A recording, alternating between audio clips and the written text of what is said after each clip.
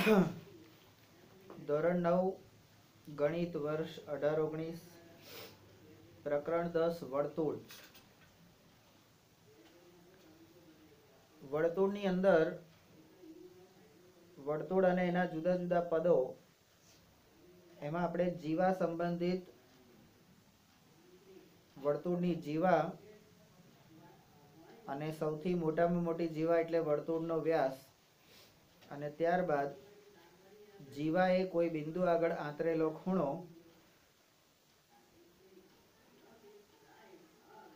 તો એના વિશેના બે પ્રમેયો આપણે જોયા.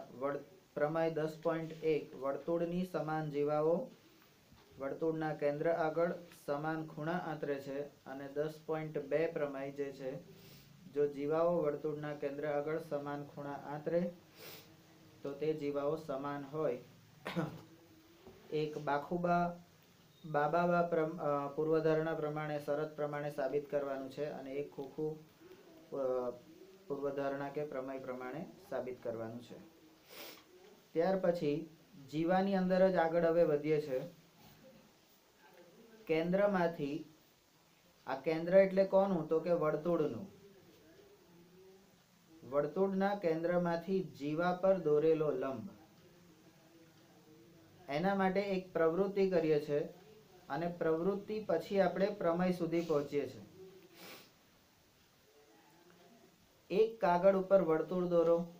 આવું દરેક જગ્યાએ આપણે લગભગ કરેલું છે. એક કાગળ ઉપર વર્તુળ દોરો. કેમ વર્તુળ દોરવાનું દરેક વખતે કહેશે, તો ચેપ્ટર વર્તુળનું છે એટલે.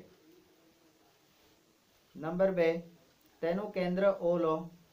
નંબર 3, જીવા AB દોરો.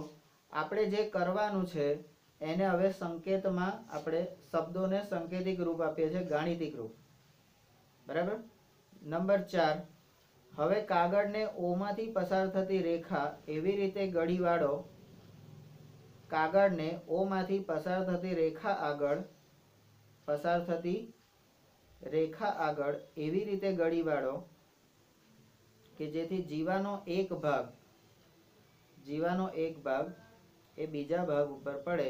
એટલે તમારે ગળી એવી રીતે વાળવાની છે કે બંને ભાગ સરખા થઈ જાય. બરાબર. આપણે આપણા રૂમાલને કે કપડાને કે કાગળને ગળી વાળીએ જ છે આવી રીતે. બરાબર.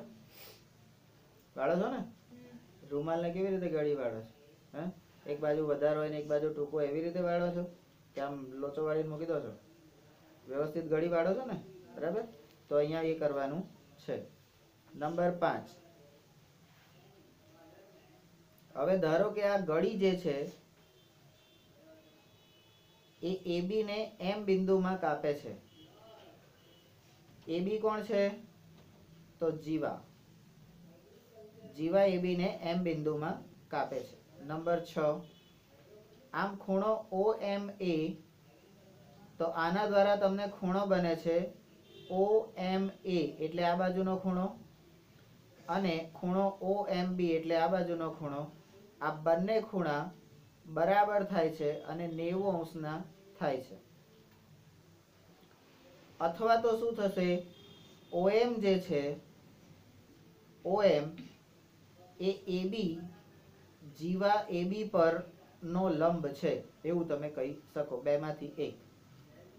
નંબર 7, હવે લંબ છે એવું તમે કેવી રીતે કહો, તો કે 90 અંશે અથવા તો કાટખૂણે દુભાગે બે સરખા ભાગ કરે અને કાટખૂણે છેદે. બરાબર. તો એને જ આપણે લંબ કહીએ છીએ. બરાબર. આગળ આપણે લંબ વિશે 6થા ચેપ્ટરમાં સરસ રીતે ભણી ગયા છે. હવે શું બિંદુ B એ A ની ઉપર બરાબર આવે છે? આ B જે છે આને આમ ફોલ્ડ કરીએ તો બરાબર A ની ઉપર આવે છે? તો કે હા, એ આવે છે. બરાબર. તો એના દ્વારા શું થશે, તો કે તમારું નંબર 8, MA, M થી A સુધીનું અંતર એટલે આ અંતર, અને MB એ બંને સરખા થશે. હવે અંતર સરખા થયા એનો મતલબ શું, કે દુભાગે. બરાબર. બે સરખા ભાગ કરે. નંબર 9, હવે કે છે OA, O થી A અને OB, બરાબર, OA અને OB ને જોડી, આ બંનેને જોડી તમે કાટકોણ ત્રિકોણો OMA અને OMB એકરૂપ સાબિત કરી તમે તમારી જાતે તે સાબિત કરી શકો.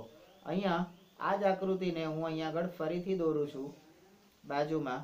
બરાબર, અહીંયા હું આ આકૃતિ A B અને આનું કેન્દ્ર છે O, આ છે M. બરાબર, તો આ OA અને OB આ બેને હું જોડી દઉં છું. બરાબર, અને એનાથી તમને બે કાટકોણ ત્રિકોણો OMA અને OMB, અને એ બંને કેવા એકરૂપ. બરાબર, આ કેમ એકરૂપ છે તો આપણને ખબર છે કે લંબ દ્વારા બે ભાગ સરખા થાય તો એ ત્રિકોણો પણ સરખા થાય, કારણ કે અહીંથી કેન્દ્ર આ OA અને OB શું છે, OA અને OB આ બંને શું છે, વર્તુળની ત્રિજ્યાઓ છે. તો ત્રિજ્યા સમાન હોય, બાજુ સમાન હોય અને ખૂણો કાટખૂણો હોય, તો અહીંયા કયા શરત પ્રમાણે આ સાબિત કરીશું? કાકબા શરત પ્રમાણે. બરાબર છે, કાકબા શરત પ્રમાણે કાટખૂણો, કર્ણ અને બાજુ. બરાબર, બંને ત્રિકોણમાં કાટખૂણા છે, બંને ત્રિકોણમાં કર્ણની લંબાઈ એટલે કે ત્રિજ્યા સરખી છે, અને બંને ત્રિકોણમાં બાજુઓ સરખી છે. બરાબર, તો કાકબા પ્રમાણે આ સાબિત કરીશું. આ ઉદાહરણ એ નીચેના પરિણામનું વિશિષ્ટ દ્રષ્ટાંત છે. પ્રમેય 10.13 વર્તુળના કેન્દ્રમાંથી, પ્રમેય 10.3 તો શું કરવા 13 બોલે છે? પ્રમેય 10.3 વર્તુળના કેન્દ્રમાંથી જીવા પર દોરેલો લંબ જીવાને દુભાગે છે. બરાબર, તો આ શું થયો આપણા માટે? જીવાનો ગુણધર્મ, એટલે જીવવાનો ગુણધર્મ ને, જીવવાનો કે જીવવાનો? જીવાનો. બરાબર, જીવવાનો નહીં. બરાબર, તો આ પ્રમેયનું પ્રતીપ શું થશે, ઊંધું શું થશે ભાઈ? તો કે જે લંબ જીવાને દુભાગે એ કેન્દ્રમાંથી પસાર થાય, આવું કંઈક હશે. બરાબર, હવે જોઈએ શું છે. તો પ્રતીપ માટે આ લખતા પહેલા આપણે સ્પષ્ટ રીતે જોઈએ, સ્પષ્ટ થઈ જઈએ કે પ્રમેય 10.3 માં શું આપ્યું છે અને શું સાબિત થાય છે. બરાબર, શું આપ્યું છે અને શું સાબિત થાય છે. ઘણી વખત એવું હોય, આપેલું શું હોય અને સાબિત જુદું થતું હોય, એવું પણ શક્ય છે. મારા જેવા કેટલાક લોકો હોય કે કંઈક કરે કંઈક. પેલું ગુજરાતીમાં કહેવત છે ને ભાઈ, હાથીના ચાવવાના અલગ હોય ને બતાવવાના અલગ હોય. હાથીને ચાવવા દાંત કોઈ દિવસ જોયા? શું ના, કોક દાડો એના મોઢામાં હાથ નાખવાનો એટલે ખબર પડી જાય. બાકી બતાવવાના તો આપણને બહાર હોય જ પેલા હાથી દંત. પણ એ ચાવે છે શેનાથી? તો એ બહારથી નહીં ચાવતો, તો અંદર નાખવાનું મોઢામાં. બરાબર, એટલે ખબર પડી જાય કે બચકું ભરે તો દાંત છે. હ, તો સાબિત કરવાનું. 11 વર્તુળના કેન્દ્રમાંથી જીવા પર લંબ દોરેલો છે તેવું આપ્યું છે. એટલે આપ્યું છે શું? આવું. અને તે જીવાને દુભાગે છે એવું સાબિત કરવાનું છે. તો એ તમારે આ સાબિત કરવાનું છે. બરાબર, હવે નંબર 12, આ પ્રમાણે તમારું પ્રતીપ જે છે, પ્રતીપમાં સિદ્ધાંત છે કે તમે આવું આપેલું હોય ને આવું સાબિત કરવાનું હોય, તો એનું ઊંધું જે હોય તો એનો સિદ્ધાંત છે કે જો વર્તુળના કેન્દ્રમાંથી દોરેલ રેખા, જો વર્તુળના કેન્દ્રમાંથી દોરેલ રેખા જીવાને દુભાગે, બરાબર, તો આ શું છે? આપ્યું છે. આ આપ્યું છે. તો સાબિત કરવાનું છે કે તે રેખા જીવાને લંબ હોય છે. બરાબર, આ શું કરવાનું છે? સાબિત થાય છે, સાબિત કરવાનું. તો તમારો પ્રમેય 10.4 જે છે એ તમને આવું કહે છે કે વર્તુળના કેન્દ્રમાંથી પસાર થતી રેખા, વર્તુળના કેન્દ્રમાંથી પસાર થતી રેખા જીવાને દુભાગે, જીવાના બે સરખા ભાગ કરે, MA ને MB, તો તે રેખા જીવાને લંબ હોય છે. બરાબર, બે સરખા ભાગ કરે તો જ. અને એ વર્તુળના કોઈ પણ બિંદુએથી એ રેખા, તમે ઊભી રેખા દોરેલી હોય તો એ લંબ ના હોય. બે સરખા ભાગ કરવા માટે એ કેન્દ્રમાંથી જ દોરેલી રેખા હોવી જોઈએ, વર્તુળના સેન્ટરમાંથી. તમે અહીંથી આમ રેખા દોરો, હા લંબ થશે. અહીંથી આ રેખા દોરો તો લંબ થશે, બે સરખા ભાગ કરશે નહીં. આવું આવ્યું હતું ને, લંબ થતો તો કાટખૂણો બનાવે, બરાબર, પણ બે સરખા ભાગ ના પણ કરે. હા, પણ જો કેન્દ્રમાંથી પસાર થયું હોય તો એ બે સરખા ભાગ કરે અને કાટખૂણે દુભાગે. બરાબર. તો નંબર 13, આ સત્ય છે.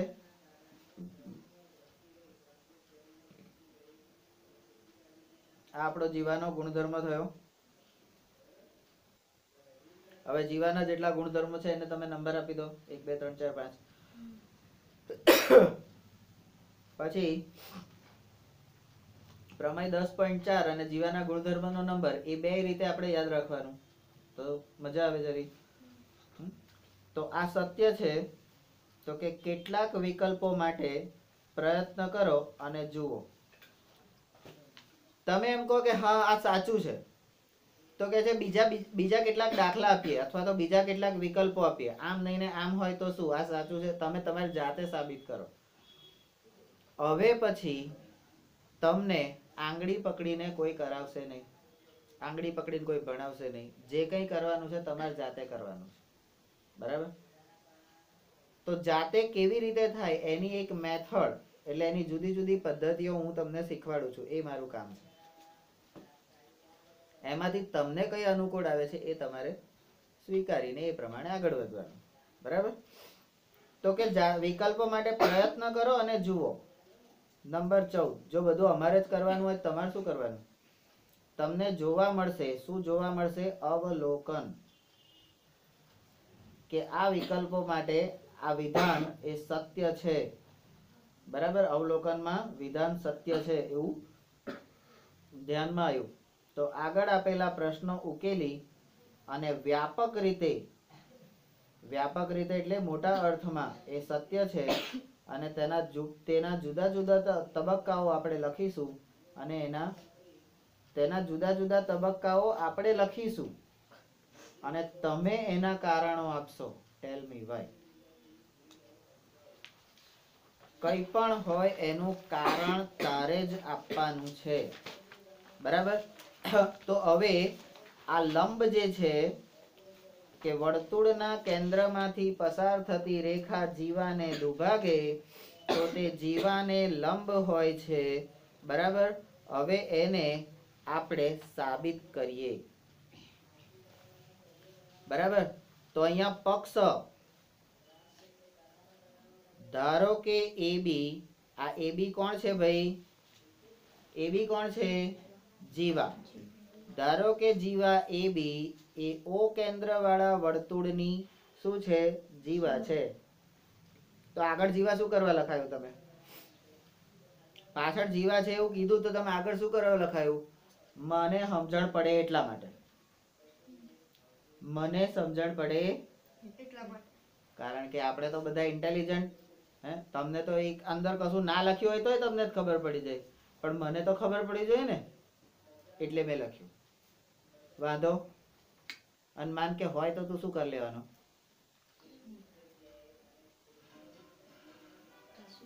કેમ? તો કે છે પક્ષમાં ધારો કે જીવા AB એ વર્તુળ O કેન્દ્ર વાળા વર્તુળની જીવા છે. બી ઓ ને એબી ઓ ને જીવા એબી ના મધ્ય બિંદુ એમ સાથે જોડેલું છે. આ કેન્દ્ર ઓ કોણ છે? કેન્દ્ર. અને કેન્દ્ર કોનું? વર્તુળના કેન્દ્ર ઓ ને જીવા એબી ના મધ્ય બિંદુ સાથે જોડેલું છે. હું આ શબ્દો અંદર ઉમેરું છું, એ તમારે લખતી વખતે કૌંસમાં મૂકી દેવાના. બરાબર?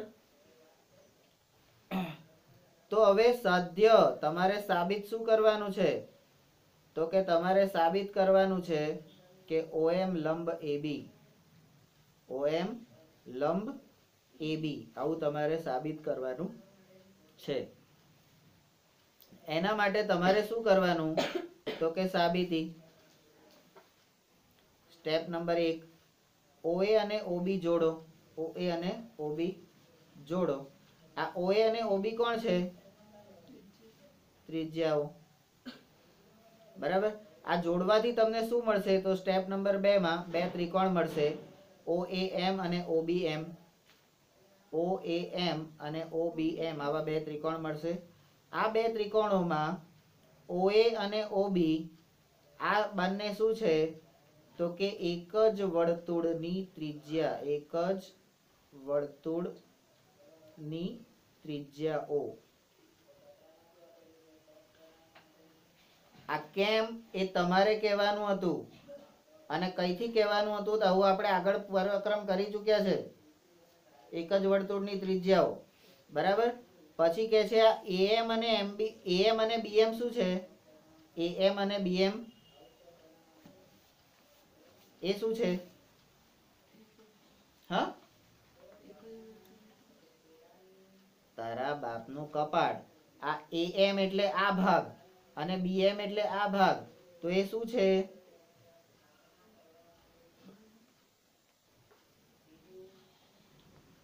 બોલ ને. બાજુ. હા, ત્રિકોણની એકરૂપ બાજુઓ છે. બરાબર? હવે કે છે OM અને OM શું છે? અહીંયા લખેલું છે, પણ આપણે તોય લખવાનું સામાન્ય બાજુ. બંને ત્રિકોણો માટે સામાન્ય બાજુ અંદર લખેલું છે તો પણ આપણે લખવાનું. તો આ ત્રણેય ઉપરથી હવે આ બાજુ સરખી, આ ત્રિજ્યાઓ છે એટલે આ બે સરખી, અને આ સામાન્ય બાજુ છે. બરાબર? તો ત્રણેય બાજુઓ સરખી હોય તો તમે ત્રિકોણ OAM એકરૂપ ત્રિકોણ OBM આવું તમે કહી શકો. કોના લીધે કહી શકો? તો કે બા બા બા બાબા બા. હવે બાબા બા શરત પ્રમાણે તમે કહી શકો. બરાબર? તો એના પરથી તમે બાજુની સામેનો ખૂણો, બાજુની સામેનો ખૂણો. બરાબર? તો અહીંયા ખૂણો OMA બરાબર OMB બરાબર 90. બરાબર? આવું કેમ? CPCT તો બરાબર, CPCT બરાબર, પણ આપણે કેવી રીતે? બાજુની સામેનો ખૂણો સમાન. બરાબર? પણ અહીંયા આગળ આ ખૂણો જે છે એ કયો થશે? કાટખૂણો. એટલે મોટી બાજુની સામેનો ખૂણો મોટો. આ મોટી કર્ણ એટલે તમારી મોટી બાજુ થઈ ને. તો અહીંયા આગળ આ 90 થયો, કાટખૂણો થયો. બરાબર? એટલે 90 થયો તો મોટી બાજુની સામેનો ખૂણો મોટો, અને બાકીના બે 90 કરતા નાના. બરાબર? તો આ આપણે સાબિત કર્યું કે ભાઈ આપણે જે લંબ છે આ 90 ડિગ્રી છે, આ 90 ડિગ્રી છે, એટલા માટે આપણે કહી શકીએ છીએ કે OM લંબ AB. બરાબર? 10.5 ત્રણ બિંદુમાંથી વર્તુળ 3 બિંદુમાંથી વર્તુળ. આપણે 2 સમરેખ રેખાઓ હોય, 2 સમરેખ બિંદુ હોય, એમાંથી રેખાખંડ, રેખા, કિરણ આવું બધું બનાવતા હતા. ત્રિકોણમાં 2 અને એક ત્રીજું બિંદુ લેતા હતા જે સમરેખ હોતું નતું. બરાબર. તો 3 બિંદુમાંથી આપણે ત્રિકોણ બનાવતા હતા. એવી રીતે હવે 3 બિંદુમાંથી આપણે વર્તુળ બનાવવાનું છે. બરાબર. તો 3 બિંદુમાંથી આપણે વર્તુળ બનાવીએ. રેડી? તમે હવે આમાં હું કશું જ નથી જાણતો. તમે પ્રકરણ 6 માં શીખી ગયા છો. શું શીખી ગયા છો? તો કે રેખાના નિરૂપણ માટે, કોઈ રેખા દોરવા માટે, નિરૂપણ એટલે શું? તો કે દોરવા માટે 2 બિંદુઓ પૂરતા છે. રેખા માટે કેટલા જોઈએ? 2 બિંદુઓ. એટલે કે 2 ભિન્ન બિંદુઓમાંથી એક અને માત્ર એક રેખા પસાર થાય છે. આ શું થયો? રેખાનો ગુણધર્મ. તો સ્વાભાવિક રીતે એક જ પ્રશ્ન ઉદ્ભવે. કયો? તો કે વર્તુળના નિર્માણ માટે કેટલા બિંદુ પૂરતા છે? 3. બરાબર. પણ એકદમ કહી દેવાનું, પ્રવૃત્તિ કરવાની. જો હા, ચલો નંબર 2. એક બિંદુ પી લો. હે, બોટલ લાવો. એક બિંદુ પી લો. એક બિંદુ પી લો. આ બિંદુ આટલું હોય, પીવાતું હશે? પી લો એવું કીધું. ચલો બરાબર. પછી આ બિંદુમાંથી કેટલા વર્તુળ દોરી શકાશે? તો અહીંયા આગળ જુઓ, વિકલ્પ 1, બિંદુ પી માંથી કેટલા બધા વર્તુળો આપણે દોરી શકીએ છીએ? તમે જોઈ શકો છો એટલે સી. તમે જોઈ શકો છો. જોઈએ એટલે આપણે શું કર્યું કહેવાય? અવલોકન કર્યું કહેવાય. તો શું અવલોકન કર્યું? તો કે આ બિંદુમાંથી તમને યોગ્ય લાગે તેટલા બધા વર્તુળો શક્ય છે. અને એના માટે જુઓ આકૃતિ 10.17.1. નંબર 3. હવે કે છે 2 બિંદુઓ. પહેલા એક જ બિંદુ લેવાનું કીધું. હવે કે છે 2 બિંદુઓ લો. તો 2 બિંદુ પી અને ક્યુ લો. બરાબર. 2 બિંદુ પી અને ક્યુ લો. અને ફરીથી તમે જોઈ શકો છો કે પી અને ક્યુ માંથી પણ અનંત સંખ્યામાં વર્તુળો પસાર થાય છે. અનંત સંખ્યામાં ઘણા બધા વર્તુળ દોરી શકીએ. અને એ આપણને ક્યાં આપેલું છે? આકૃતિ 10.17.2 માં આપેલું છે. બરાબર. હવે ચોથું. હવે કે છે તમે 3 બિંદુઓ લો. 3 બિંદુ એબીસી લો. અને પછી શું થાય છે? અવલોકન કરો. બરાબર. અને ત્યારે શું થાય છે? તો નંબર સી, અવલોકન.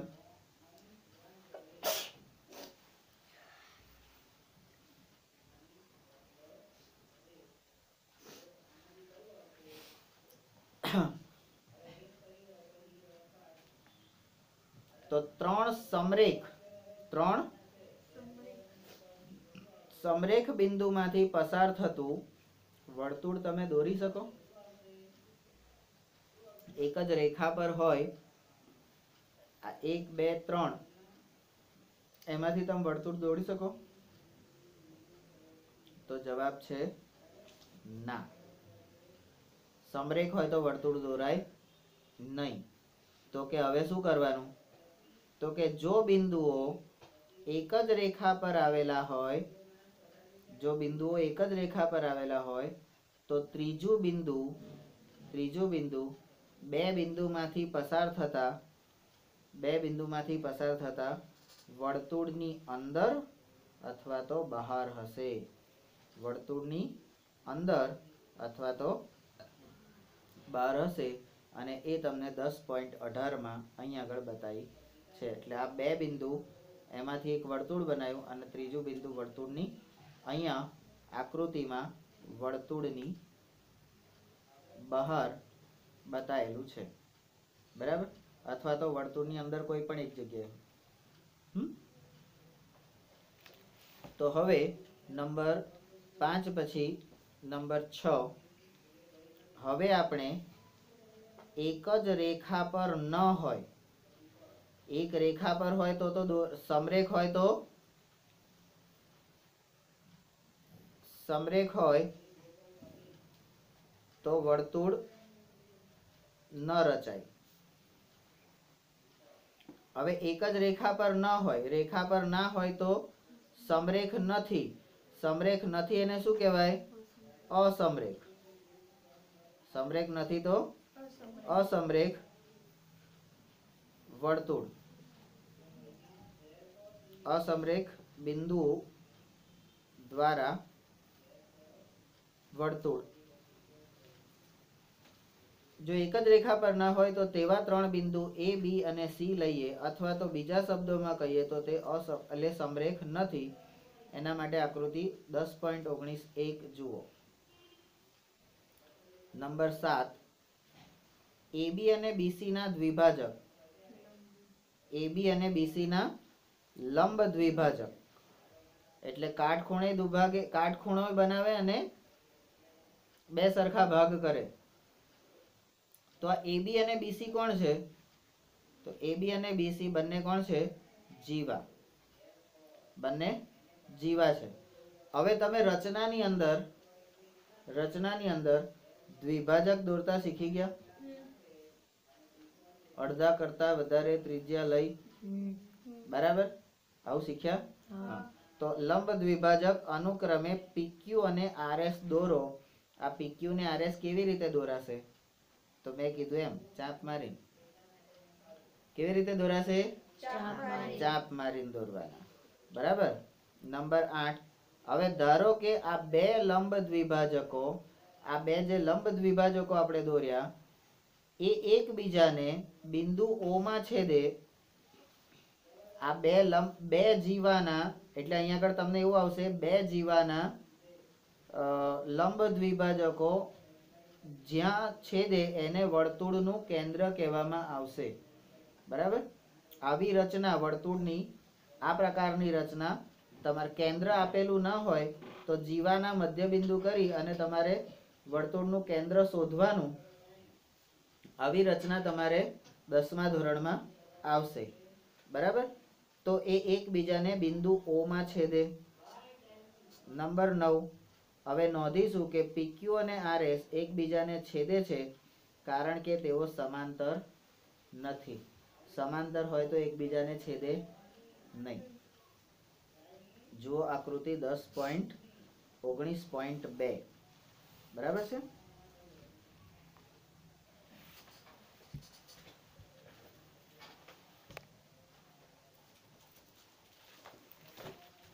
અહીંયા તમે જોઈ શકો છો કે સૌથી પહેલા તમને AB અને BC, AB અને BC આવા બે એટલે 3 બિંદુ દ્વારા બનતી બે રેખાઓ, 3 બિંદુ દ્વારા બનતી બે રેખાઓ તમને આપી છે. અને પછી એના લંબ દ્વિભાજક દોરવાનું કીધું. એટલે આને કેન્દ્ર રાખી આમ, આને કેન્દ્ર રાખી આમ, આને કેન્દ્ર રાખી આમ અને આને કેન્દ્ર રાખી ઉપર નીચે, એ રીતે લંબ દ્વિભાજક. એટલે આનો લંબ દ્વિભાજક પહેલો અહીંયા આગળ મળ્યો. બરાબર? આના બે સરખા ભાગ થાય. બરાબર?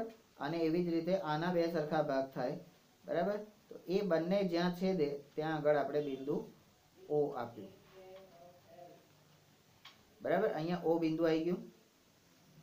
આવી ગયું? હા. હવે જે લંબ દ્વિભાજક દોર્યા એને તમે નામ આપો છો.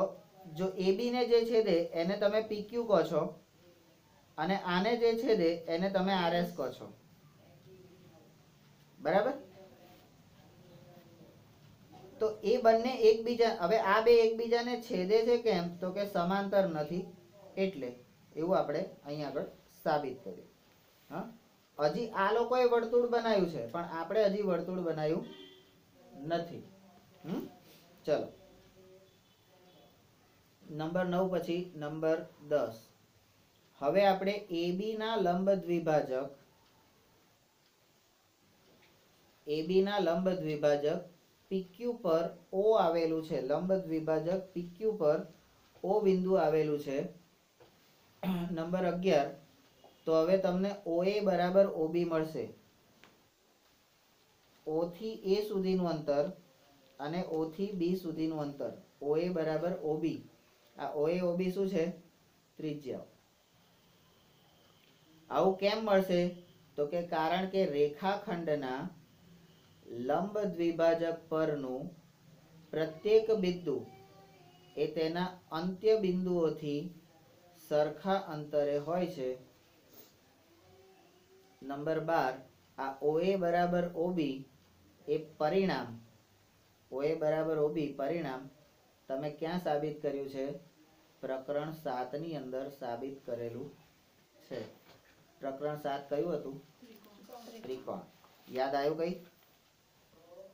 શું યાદ આવ્યું? તો એ જ પ્રમાણે નંબર 13, તે જ પ્રમાણે તમે O ને BC ના દ્વિભાજક એટલે કે RS પર આવેલું છે, આથી તમે OB બરાબર OC એવું પણ સાબિત કરી શકો. નંબર 14, આથી OA OB અને OC, OA OB અને OC આ ત્રણે જો સરખા હોય, આનો અર્થ એ થયો કે બિંદુ ABC એ O થી સમાન અંતરે આવેલા છે. નંબર 15, તેથી જો તમે O ને કેન્દ્ર લઈ, હવે વર્તુળ દોરવાનું છે. આટલું બધું કર્યા પછી ત્યાં સુધી આપણે વર્તુળ દોરવાનું નથી, હવે વર્તુળ દોરવાનું છે. જો આ ત્રણેય સરખા હોય તો હવે O ને કેન્દ્ર લઈ તમે OA જેટલી ત્રિજ્યા લઈ એક વર્તુળ દોરો. O ને કેન્દ્ર લઈ અહીંથી ત્રિજ્યા લઈને વર્તુળ દોરો તો એ વર્તુળ B અને C માંથી પસાર થશે. બરાબર. નંબર 16 આ દર્શાવે છે કે ત્રણ બિંદુઓ A, B અને C માંથી પસાર થાય એવું એક વર્તુળ, અને એક જ વર્તુળ, એક એટલે એકને માત્ર એક, હવે અનન્ય, એક એટલે અનન્ય વર્તુળ દોરી શકાય. નંબર 17 તમે જાણો છો કે બે રેખાઓના લંબ દ્વિભાજકો એક જ બિંદુમાં છેદી શકે. કોઈ પણ લંબ દ્વિભાજક બે બિંદુમાં ના છેદે, એક જ બિંદુમાં છેદી શકે. આથી તમે OA ત્રિજ્યા વાળું એક જ વર્તુળ દોરી શકો. અને નંબર 18 આ જ વસ્તુને આપણે બીજી રીતે કહીએ તો A, B અને C માંથી પસાર થતું એક અનન્ય વર્તુળ, આવી ગયું ને, એકને માત્ર એક અનન્ય વર્તુળ દોરી શકાય. તમે હવે નીચેનું પ્રમેય સાબિત કરો. બરાબર. તો હવે પછી આપણો પ્રમેય જે છે 10.5 એનું વિધાન છે, આપેલ ત્રણ અસમરેખ બિંદુઓમાંથી એકને માત્ર એક જ જેને આપણે શું કહીશું? અનન્ય વર્તુળ પસાર થાય. બરાબર. હવે કે છે નોંધ, તો નોંધ તમારો 19 નંબર. ત્રિકોણ ABC, એટલે જો ABC એક ત્રિકોણ હોય તો પ્રમેય 10.5 પ્રમાણે ત્રિકોણના ત્રણ શિરોબિંદુઓ A, B અને C માંથી પણ એક અનન્ય વર્તુળ પસાર થાય. ત્રિકોણમાંથી વર્તુળ પસાર કરતા હતા? કેવી રીતે કરતા હતા?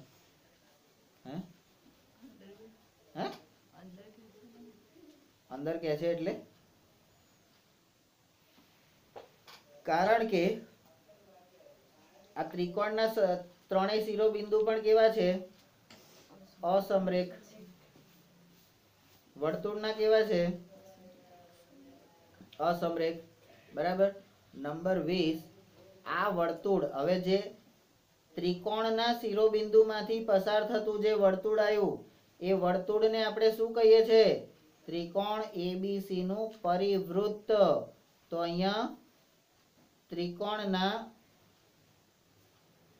પરિવૃત્ત એની વ્યાખ્યા આવી, ત્રિકોણના પરિવૃત્ત અથવા તો પરિવર્તુળ, પરિવૃત્ત અથવા પરિવર્તુળ એવું કહેવામાં આવે છે.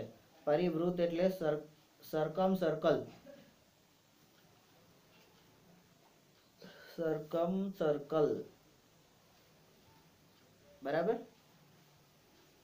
અને નંબર 21, આ સરકમ સર્કલ એટલે પરિવૃત્ત કહે છે, એનું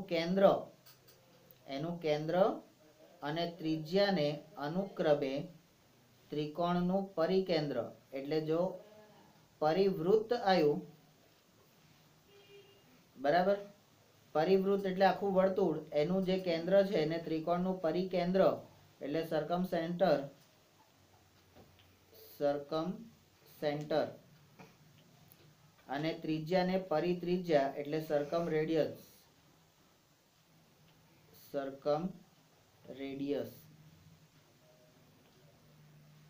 એવું કહેવામાં આવે છે. ઉદાહરણ 1, વર્તુળનું ચાપ આપ્યું હોય, એટલે વર્તુળનું ચાપ આપેલું છે તો તમારે વર્તુળ પૂરો કરવાનો છે, બરાબર. હવે આટલું જ તમને અહીંયા શબ્દોની અંદર જ છે, કોઈ સંકેત, કોઈ રકમ કશું છે નહીં, એટલે તમને તરત ખબર પડી જોઈએ કે આ બધું થિયરી પર આધારિત છે. એટલે આપણા માટે આ ચેપ્ટરમાંથી અગત્યનું છે થિયરી. તો નંબર 1, ધારો કે વર્તુળનું ચાપ PQ આપેલ છે, એટલે P અને Q એ વર્તુળનો ચાપ આપેલું છે, બે બિંદુને જોડતું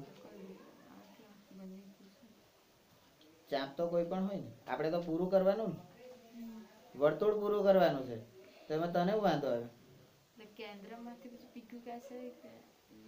શું આ P અને Q ને જોડતું ચાપ, P અને Q ને જોડતું ચાપ એટલે વચ્ચે સેન્ટર રાખી અને P જેટલી ત્રિજ્યા લેવાની, બરાબર, અને એને જોડો તો જે Q જોડે જોડાશે ને, બરાબર.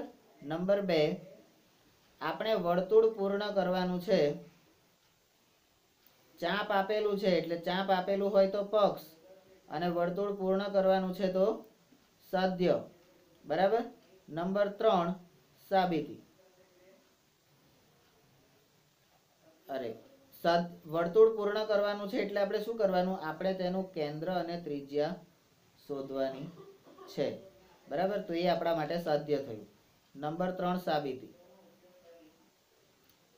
ચાપ ઉપર એક બિંદુ R લો, ચાપ ઉપર એટલે નાના ચાપ ઉપર જ લીધું, આ લઘુ ચાપ પર. નંબર 4, PR અને RQ એ જોડો, એ બંને જોડાયા તો એ બંને શું થઈ ગઈ? જીવા.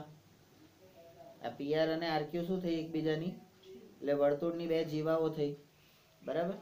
નંબર 5, પ્રમેય 10.5 સાબિત કરવા માટે, 10.5 એટલે આ સાબિત કરવા માટે જે રચના કરી, હવે અહીંયા તો કોઈ સાબિત કરવા માટે રચના કરી જ નથી, હે, એવું કે છે.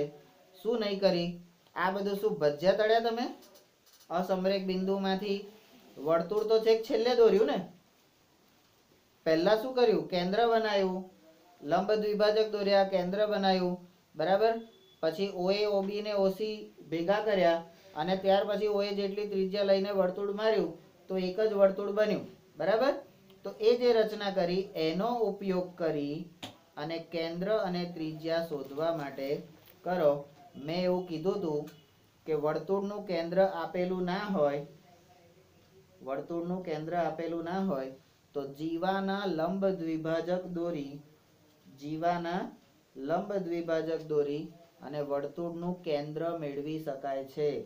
કેન્દ્ર O મળી ગયું એટલે હવે તમે એને ગોળ વર્તુળ દોરી શકો. એટલે કેન્દ્ર મળ્યું અને કેન્દ્ર પરથી તમે ત્રિજ્યા મેળવો, એ બંને માટે આ 10.5 નો ઉપયોગ કરવાનો છે અને એની સાબિતી આપણે અહીંયા આગળ કરી ચૂક્યા છે. નંબર 1, 4, 5, અને 6 ઉપર પ્રમાણે મેળવેલા કેન્દ્ર અને ત્રિજ્યા લઈ આપણે વર્તુળ પૂર્ણ કરી શકીશું. વર્તુળ પૂર્ણ કરવાનું છે. સાબિત શું કરવાનું હતું? વર્તુળ પૂર્ણ કરવાનું હતું. હવે અહીંયા આપણે શું કર્યું? તો અહીંયા PR અને PQ જોડ્યા, એ બંનેના લંબ દ્વિભાજક દોર્યા. તમે જુઓ, એ બંનેના લંબ દ્વિભાજક દોર્યા અને લંબ દ્વિભાજક જ્યાં છેદે એને વર્તુળનું કેન્દ્ર ગણ્યું.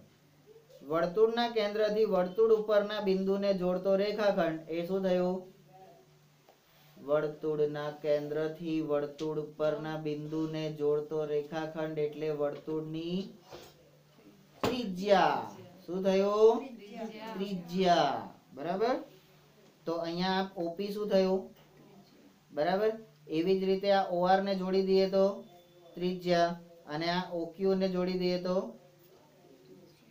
બરાબર. અને કેન્દ્ર કેવી રીતે મળ્યું? આ જીવાઓના લંબ દ્વિભાજક જ્યાં છે તે ત્યાં આગળ વર્તુળનું કેન્દ્ર મળી ગયું. બરાબર. તો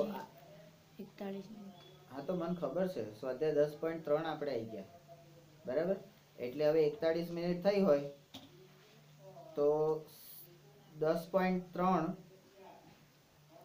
હવે અહીંયા વર્તુળની જુદી જુદી જોડીઓ દોરી. પ્રત્યેક જોડીમાં કેટલા બિંદુ સામાન્ય છે, સામાન્ય અને સામાન્ય બિંદુઓની મહત્તમ સંખ્યા કેટલી છે એવું તમારે શોધવાનું છે. થિયરીનો જ ઉપયોગ કરવાનો છે. આકૃતિઓ દોરવાની છે અને 10.1, 2, 3, 4, 5 નો ઉપયોગ કરીને તમારે લખવાનું છે. ત્યાર પછી કહે છે, ધારો કે તમને એક વર્તુળ આપવામાં આવ્યું હોય તો એના કેન્દ્ર શોધવાની રચના કરો. વર્તુળના કેન્દ્ર શોધવાની રચના. એક વર્તુળ આપેલું છે ધારો કે, એટલે તમારે કેન્દ્ર વગરનું વર્તુળ દોરવું પડે. હવે કેન્દ્ર વગરનું તમે વર્તુળ દોરો તો એ કેવી રીતે દોરાય? તમારે બંગડી મૂકી દેવી પડે. કારણ કે જો તમે પરિકર અડાડો તો કેન્દ્ર થઈ જશે. પરિકર અડાડો તો કેન્દ્ર થઈ જશે. તો કેન્દ્ર વગરનું વર્તુળ છે તો તમારે બંગડી મૂકી દેવી પડે. હવે જયમીન કે અમે તો બંગડી ગુરુજી પહેરતા નહીં, પણ આજુબાજુ વાળી કોકે તો પહેરી હોય ને. લાય તાર બંગડી. આજકાલની છોકરીઓ ફેશન મારે. હા, બંગડીઓ તો છોકરીઓ પહેરે, અમે થોડી પહેરીએ. તો તમે કોણ છો? બરાબર. તમે જુઓ, ક્યાંય દેખાય? નહીં દેખાય. દેખાય. તો આ બંગડી લઈ લેવાની, બંગડી મૂકીને ચકેડું મારી દેવાનું. બરાબર. ત્યાર પછી શું કરવાનું? તો કે એની બે જીવાઓ દોરવાની. પેલી જીવી ડોસી, બે બાજુ જીવાઓ, એ જીવાઓનો લંબ દ્વિભાજક દોરો. હવે જીવાઓનો લંબ દ્વિભાજક દોરવા માટે શું કરવાનું? P ને કેન્દ્ર લઈ ઉપર નીચે ચાપ મારો. R ને કેન્દ્ર લઈ ઉપર નીચે ચાપ મારો. એ ચાપ જ્યાં છેદે ત્યાં આગળ ઊભી લીટી કરો. નહીં, અરે એવું નહીં. એ ચાપ જ્યાં છેદે એને જોડતો રેખાખંડ. હજી એ લંબ છે કે ઊભી લીટી છે એવું તમને ખબર નહીં. આપણે એને રેખાખંડ જ કહેવાય. જોડતો રેખાખંડ દોરો. બરાબર. એ રીતે આ બે ને ચાપ લો, ઉપર નીચે મારો. આ અહીંયા ઉપર નીચે મારો, છેદે જ્યાં. હવે એ બે લંબ, એ બે રેખાખંડો જ્યાં છેદે, આ બે હવે લંબ થયા. અને લંબ જ્યાં છેદે ત્યાં આગળ તમને વર્તુળનું કેન્દ્ર મળી જશે. એટલે કેન્દ્ર શોધવાની રચના ચાપ મારીને પણ. હવે તમે વર્તુળના ચેપ્ટરમાં જુઓ તો તમને હવે ચાપ ખબર પડશે કે ભાઈ આ અહીંથી આમ કેમ ગયું, અહીંથી આમ કેમ ગયું, અહીંથી આમ કેમ ગયું અને અહીંથી આમ કેમ ગયું. બરાબર. પછી ત્રીજું છે, જો બે વર્તુળો એકબીજાને બે બિંદુમાં છેદે તો સાબિત કરો કે તેમના કેન્દ્ર સામાન્ય જીવાના લંબ દ્વિભાજક પર છે. બરાબર. બે બિંદુમાં છેદતું હોય તો. હલો.